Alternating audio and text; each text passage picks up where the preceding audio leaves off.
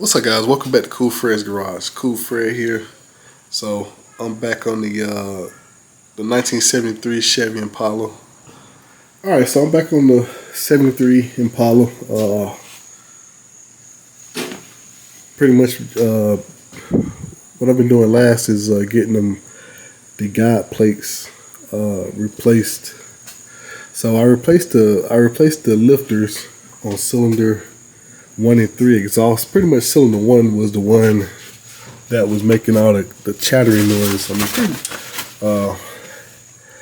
mean, pretty much that's the main thing that I was trying to fix. But of course, while I was in here, I saw opportunity to go ahead and replace the guide plates. The reason for that is to make sure that the lifter, a little tricky on this side, 'cause I got the coolant hoses off to the side, then my AC is over here.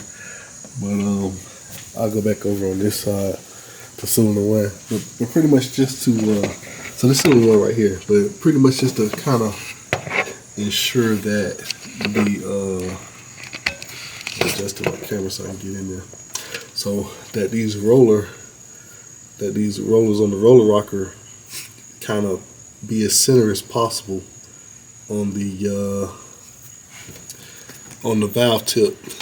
So I got pretty much all of them are pretty much on the center. There are a couple that are probably off a little slightly, but that's the best I can get them, because there's an area like right here,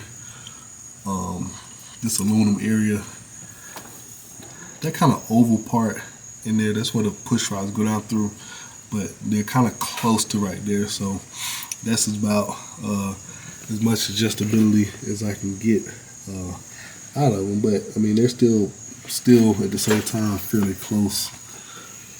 So that was the other reason. I don't know if I shared with you guys about the story, because I mentioned I was trying to adjust the valves probably about maybe 2.5-3 weeks ago, and I was able to get them a little bit quieter, and then, well, long story short, I was trying to modify the original style guide plates. Let me see what I do when I put them on. Oh, actually, I put them in this bag here. So these are original style guide plates, but I'm not sure where this one's from, but the one for cylinder 1, what I did was basically I took my drill bit set and tried to open up these holes down here and stuff like that, so I can get a little bit of adjustability out of them, so I can move them the best way possible, so they're as center as possible. So I did that on cylinder 1, and then on cylinder 3.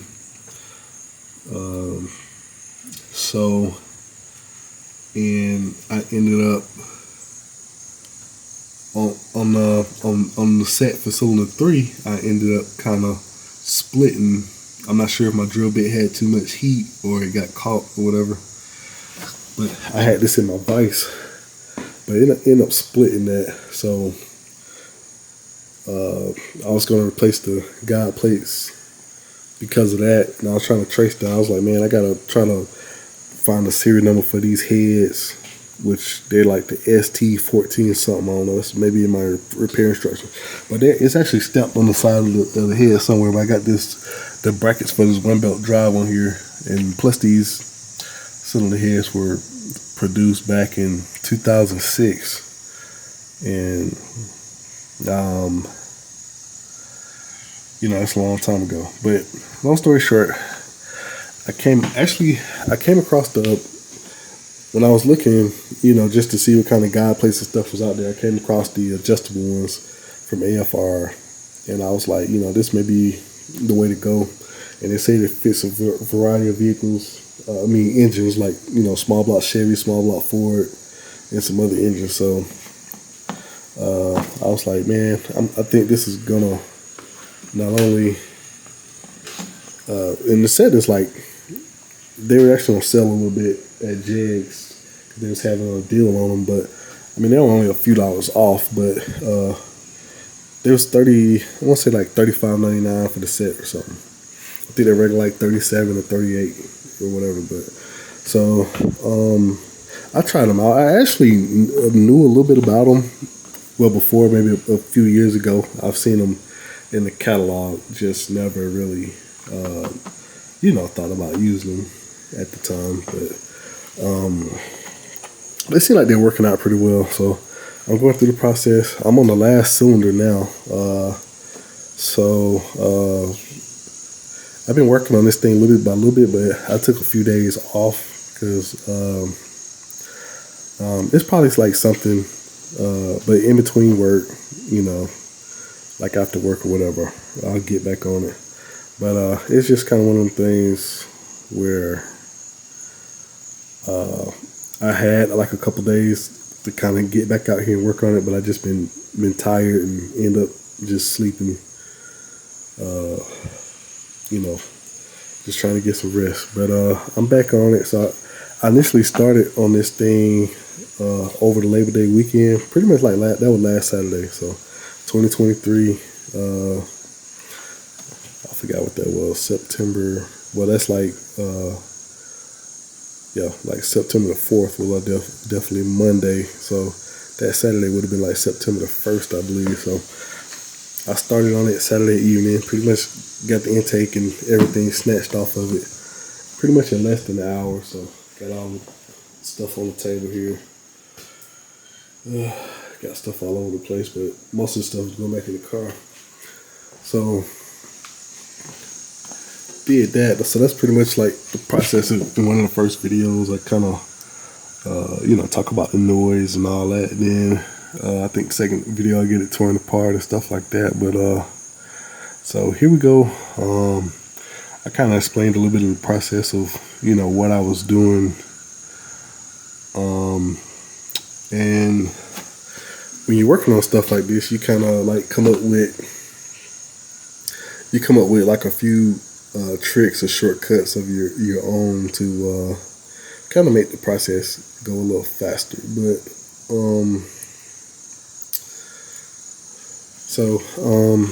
I've been following the firing order on the small block Chevy V8, which is like 1.8, I believe it's 436,572. So I'm on the last cylinder right now that I gotta remove these rocker arms, replace the guide plates. So that's cylinder 2 right here. So that's the one I'm doing next, and kind of so basically the next cylinder, the fire after 2 will be back to 1. So you notice that the intake valve is slightly open. So that's pretty much how it is on most of all the cylinders. You see this one's open a little bit. So the reason I'm mentioning this is just kind of like one of the tricks that you can use. Because basically I decided to follow the firing order for a couple reasons. So that does mean you have to jump from like this cylinder to that one and stuff like that as you're adjusting your valves. But it's it kind of keeps you from rotating the engine like a whole lot of times. So basically you rotate it a little bit. You probably end up rotating it maybe a couple cycles, 2 or 4 times at the most. But it's kind of like, you can rotate it just a little bit, and you on the once the valves close, you on the next cylinder. So pretty much you can see right here that cylinder 1 is kind of starting to close, because cylinder 2, basically this was on the compression stroke, and I think that's when the ignition fires, then it gets to the power stroke. But so these valves are closed. This is on the compression stroke, cylinder 2. So cylinder 1 exhaust is preparing for the next compression cycle. So you can tell this that lifter there, you can tell it's kind of closed. You can see compared to here that it is open a little bit, but it's starting to close, so it's starting to go down, and it's down a little further than 8, which is going to be the next cylinder after 1 to fire. So basically, what I came up with is pretty much, yeah, like, and this is just a good tip for adjusting valves in general, or if you're replacing lifters, or pretty much anything, you know, that you got to do valve train and timing related. So the trick that I'm coming up with, so I know that the intake valve, I'm looking for like the next intake valve, and the next cylinder's got a fire to close all the way, because the exhaust valve is already closed. So that's pretty much the trick. So you can adjust these. I guess that's if you knew which cylinder, you know, which cylinder you're working on, you'd be just going to the next one. But in this case, I'll be done after I finish with 2. All right, so next up, I'm gonna go ahead and I gotta get my wrenches and get the poly locks and stuff loose, and I'm gonna replace those guide plates. But I guess real quick, I just wanted to mention just my experience of replacing the guide plates. I mean, it's a pretty simple, straightforward process, but I guess the only thing that I noticed that like kind of holds you up, or is that, you know, you do gotta kind of, because the guide plates do move, like once you kind of, so I usually start with 1 at a time, get them on there, kind of similar to what I showed you guys when I did the example of me doing cylinder 1, and sometimes you have to get like some needle nose pliers or something, maybe to put against the guide plate in the cylinder head as you torque them to kind of keep them from moving. So I normally kind of get them close, I snug them down, and then I torque them down to 40 foot-pounds and then 60 foot-pounds. So that seems to kind of help, you know, the process along. But you know, it can take like 15 or 20 minutes just to do a set, just because you may tighten it down and torque it down, and you may recheck it, because that's what I do. Like, I'll put it on there and kind of, before I like adjust them, I'll put it back on there and kind of check to see if it's close to the center where I want it at. But if it's slightly off, or off to the point where I think that, you know, it's not gonna work or be as effective, I'll loosen it and redo it again. So I mean, it took about, I'd say about 15 to 20 minutes. So, but like with all the rest of the stuff, you kind of come up with a process to make it a little bit faster. So hopefully that last one won't take too long. But my AC compressor is on over here, so I probably have to get my short Allen wrench, kind of like when I was over here. So I get my Allen wrench and get my, I mean, I can work around this, but you know, it's still kind of in the way. So I'm going to have to use, instead of using my extensions, I have to use different tools to, you know, get that adjusted. So I'm going to go ahead and knock that out. And then after that, the plan is to get the intake manifold cleaned up. I pretty much got this cleaned up. Just need to put the intake manifold gaskets on and get the sealant in there. So I'm gonna be using RTV on the China rail for the intake, because I got that Performer RPM air gap intake manifold. So per the instructions, they recommend that you don't use the gaskets, because I guess there's a little bit of a space that will be in there. So we're not going to be using those rubber or cork gaskets, whatever come with it. I'm not going to be using that. Just going to be using straight silicone from here over to here. So it's going to be using a nice little bead of silicone on the China rails, and then I'm hopefully I still got some ultra blue. I usually put just a little bit of ultra blue around the water ports, and I don't put nothing around the intake ports. I used to back in the day, but there's no need to. So, because they're just pretty much just air ports. I mean, you do got, you know, fuel from your carburetor, your fuel injection that does end up going down in there, but as long as that gasket material is enough to seal those up. So without further ado, I'm gonna go ahead and get back to it. And if it's something I think y'all should know, I'll just fire up the camera. But it's just pretty much me just going through the process now to get this thing back together, get it back running. So, and I will get some footage of it running once it's running.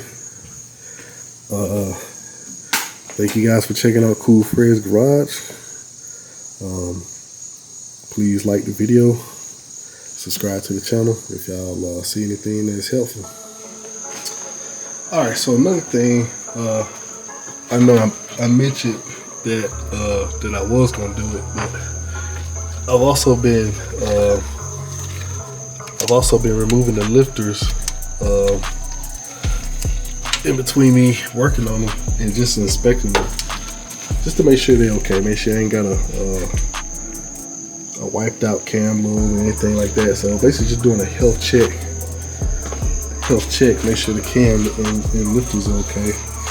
So they all look good, and I put a little dab of assembly lube on them and put them back down in there. So I've already done all the rest of them. So this one right here go to cylinder 2 exhaust. I just got the valve cover gasket out of there. So I got these little studs in here. These made by Spare Tire. I had these for a long time, so they make it easy to kind of get your valve cover on and off. They had a little RTV around there, just a little dab, and over time it gets hard. So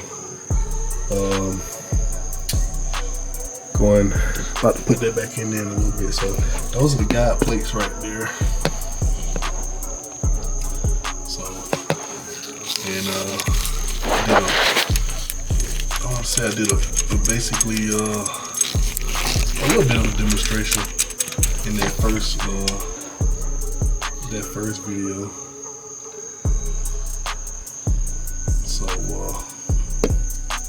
So I'm basically in the process of, that's the last one.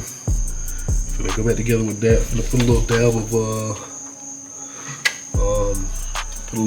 dab of assembly lube right here on this lifter.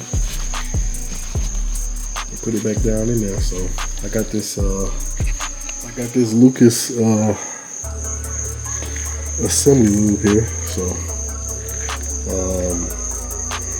I think it's got a zinc additive or whatever in here too, but I've been using this for a while. This one I used to assemble the engine. I probably had this probably the same one I had back since 2018 when I last took the engine out. But what I normally do is just rotate the lifter over like that, and I just put a little dab on there and just slide it back in there. So. And then from there, I'll kind of throw my push rods in there. So basically I just got this little tray here, just kind of keep over everything, so I can put everything back, put the push rod back, in this original location. So after I put that lifter in there, which I can go ahead and do it now, do a little quick. I know I already did this for cylinder 1, but put that little back down in there. Got one piece of trash right here. Little RTV or something.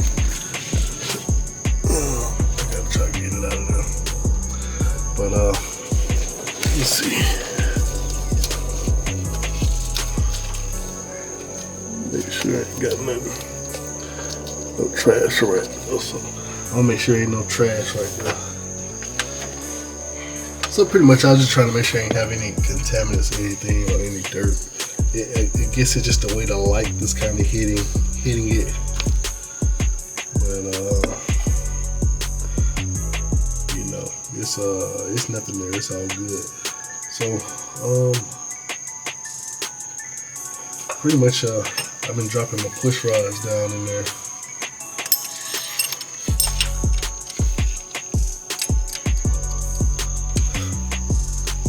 This one here probably gonna be a little bit tricky because my AC compressor right there.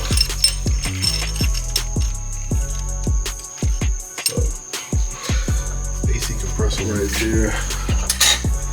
But this is kind of how I kind of get started with it. And you can tell, like right here, like just by moving this, you can see how much adjustability you got. So as I move that, you can see about how much, you know, that guide plate slide in and out. So so I got both of them on there. So I mean, you can kind of see why this is helpful on these small block Chevys. Let me see if I can tilt my camera. I got this little handheld thing in my hand, but I can kind of adjust the tilt on it.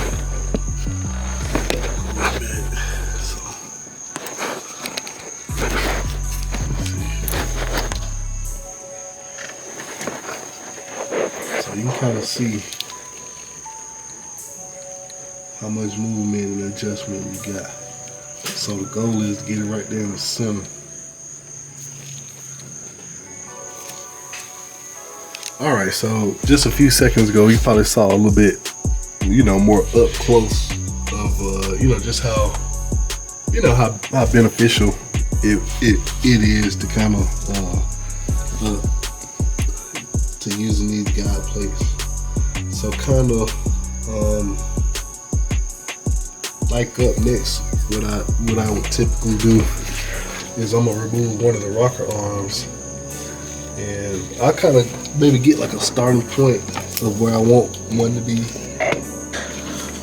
and then so as you can see, you get quite a bit of an adjustment. So you can kind of, it makes it a lot easier for you to like dial it in pretty much where you want to. So pretty much when I'm trying to get ready to get those things done, I kind of get both of them kind of close to where I want them to be.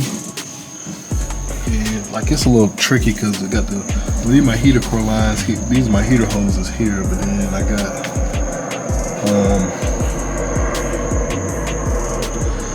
on top of that I got my AC stuff here. So, but pretty much what I'm doing, so pretty much what I'm doing is I get these kind of like close to where I want them to be, to where they lined up on the center of the tip. So I'll keep playing around with it and get it about where I wanted that, and then kind of what you got to do is, because you can see like any little minor movement, you kind of moving those things, any minor movement. So kind of what I'm eventually doing, and it's tricky for me to hold the camera and do that, but basically I kind of put my thumb right in there, like right here. I'll hold them and I'll move one rocker, and I'm gonna get my wrench and kind of snug down one side at a time, and then I'll recheck it.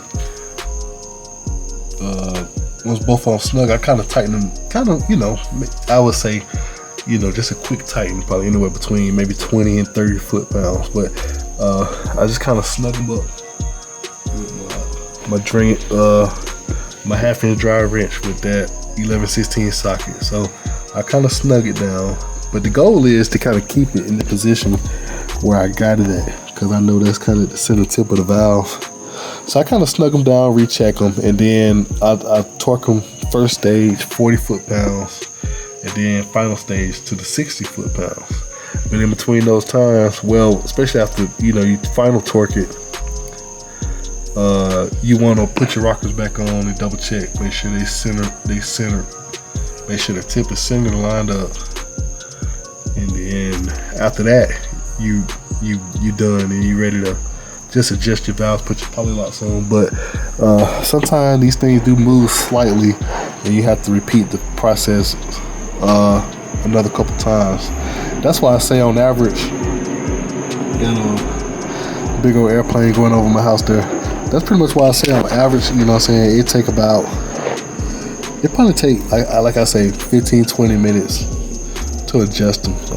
I've spent as much as about, especially the one in the back over here, also the 8. I spent maybe a good 30 minutes trying to adjust that joker, just cause of the location, and I've had to use the mirror to kind of get down there to see exactly what to make sure it's center, make sure the roller tips are center. So I'm gonna go ahead and get this knocked out. It's kind of difficult for me to do this on the camera, but we'll see how it works out. All right, so the other thing is I've also kind of mentioned that sometimes you have to get like a screwdriver or something a little bit thicker to kind of aid you to keep them things from sliding around. So this is just a set of some needle nose pliers, and what I find helpful is just open them up just a little bit, and you can kind of see the ends kind of taper a little bit, so it kind of make it easy to kind of slide down in there. And then while you're torquing it, you got something to kind of help you out. But the only thing over here, I'm probably got to get a little creative. Maybe I have to do one at a time, because I only got so much room I'm working with. So most likely my torque wrench is going to have to be over that way. But I'm gonna go ahead and torque them down to 40, because I've already snugged them down. I'm gonna torque them down to 40 real quick, and then hopefully I can go to 60. But I'm probably gonna just double check it in between. So I'll just drop the rockers on one at a time just to make sure they center, and keep going along.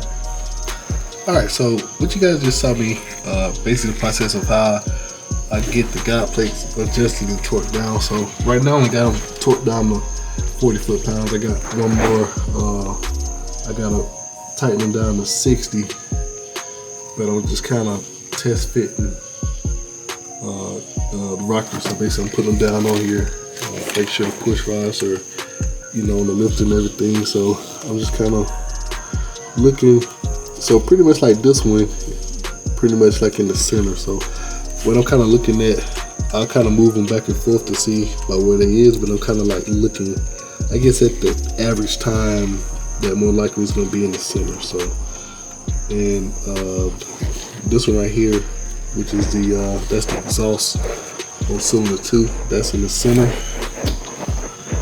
And then my intake,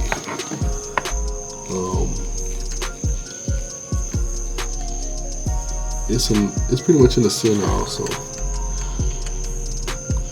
I don't have it adjusted or locked down yet, but so basically I'm just making sure it's like not too far on the edge. So but I think on average it's gonna be kind of somewhere right in there.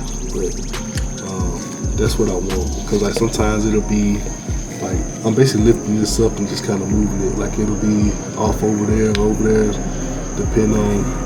That's because I got it off the push rod seat, but I was giving y'all an example of what you don't want if it's too far off from the center. I say if it's, if it's more than like 20% of the way to the left or right, you want to loosen your guide plates and readjust. So I think I'm gonna roll with that, and I'm gonna go ahead and go for the 60 foot-pounds. They're already at 40.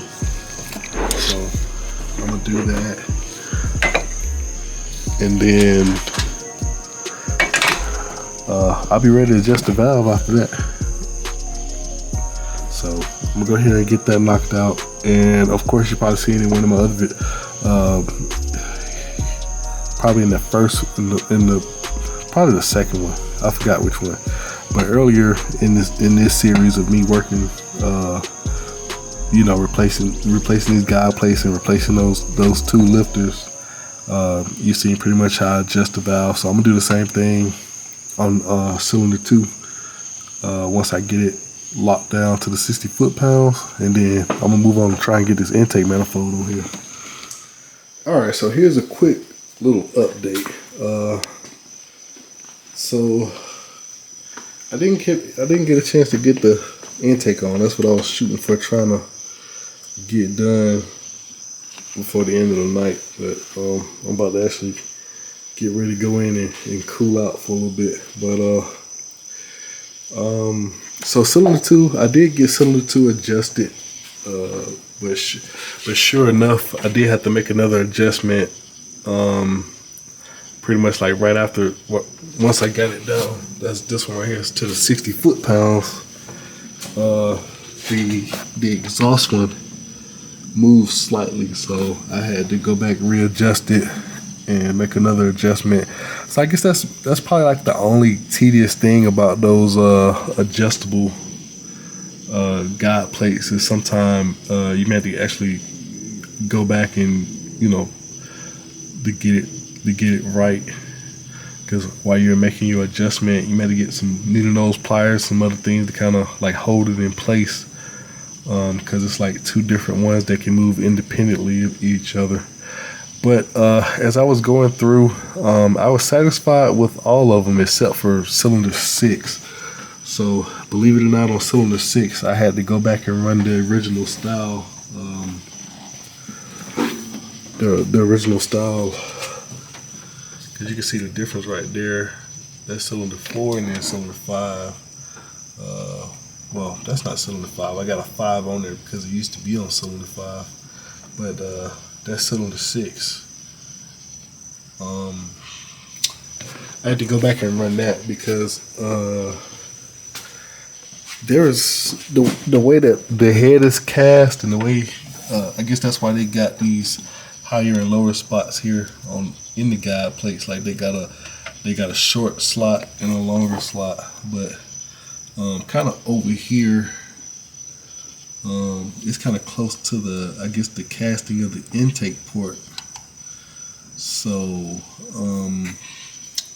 the original was a better fit for that one. I'm not sure why cylinder 6 is like that, because cylinder 5, I didn't really seem to have an issue with cylinder 5, but maybe it's just this particular cylinder head on this side. I did buy these in pairs, and I believe they do have the steam hose drilled on them, but they're not necessarily dedicated to left and right. But I do keep, like, because I've had the engine apart a couple times, so I do keep up with which bank or which side, because you got an odd and even side on small block Chevy. So I do keep up with which side I have them on. So I always put them back on the same side. But yeah, for cylinder 6, that one, the factory style AFR one works out the best. And I got the rocker arms, you know, pretty center of. Got the tip center of the valve stem, so that's pretty much what I was shooting for. So just to give you a quick, I mean, I probably showed this before, but so I've marked a lot of these. The original ones, I believe, I guess this is like cylinder 7, but from what I gathered, like the long one is the exhaust slot, and the shorter side is the intake slot. So so pretty much this is basically the differences. But yeah, on the original style that came with these heads, I'm not sure. On the newer heads, they probably went to this style altogether. On, like, if you've got one in the last 4 or 5 years, they probably got these style on their AFRs. But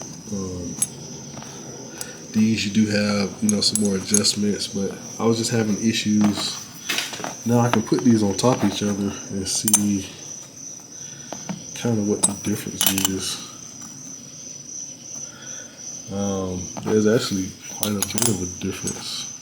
Not much, but when I first put them on, there's a little bit of, you know, like overlap. You know, these got the longer slots, I guess, so they can fit multiple things. But I mean, they're pretty close, but if I space it out a little bit, it works. but for some reason I just couldn't get it. I just couldn't get that particular one to work, and that's where this longer. That's where that longer slide is. So I don't know. This one for cylinder 6. This style here works out a little bit better. So I'm gonna run it like that. So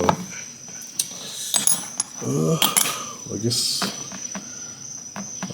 I'm gonna call it a night for the night. But thank you guys for checking out the content, hanging in here with me. So this thing will be running soon, probably sometime tomorrow. So today is Saturday night. Tomorrow's Sunday. I may spend a little bit of time tomorrow getting the intake cleaned up and getting the gaskets and stuff on. So, but thank you guys for checking out Cool Fred's Garage. If anything's helpful, or you like anything on the channel, any of my videos, please give me a like, subscribe to the channel, all that good stuff. So I'm finna be out for the night. So you guys take it easy until next time.